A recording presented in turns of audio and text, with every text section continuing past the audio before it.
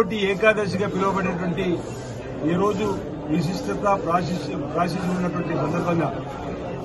దక్షిణ కాశీగా పేరుగాంచినటువంటి రాజన్న ఆలయంలో అరేరా క్షేత్రంగా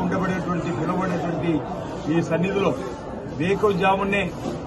4 గంటల నుంచే బ్రాహ్మణోత్తములు వేద పండితుల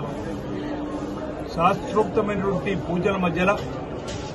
పల్లకి సేవలు ఉత్తర ద్వార దర్శనం అటు అనంతపద్మనాభ స్వామి అదేవిధంగా పార్వతీ పరమేశ్వరుడు ఆ ఉత్సవమూర్తులను దర్శించుకునే భాగ్యాన్ని ఆ తర్వాత అంబారి సేవలు కూడా ఊరేగించి తూర్పు ద్వారం గుండా ఈనాటి పర్వదిని యొక్క విశిష్టతను ప్రాశస్త్యాన్ని బ్రాహ్మణోత్తముల భక్తులందరూ కూడా ఉపదేశం చేస్తూ ఈనాటి ఈ పర్వదిన సందర్భంగా లోక కళ్యాణం జరగాలని లోకశాంతి జరగాలని అన్ని కుటుంబాలు సుఖమయ జీవితంలో ఉండాలని చెప్పని ఈ వైకుంఠ ఏకాదశి పర్వదిన సందర్భంగా ఈ ముక్కోటి ఏకాదశి పర్వదిన సందర్భంగా వేములవాడ రాజన్న ఆలయంలోని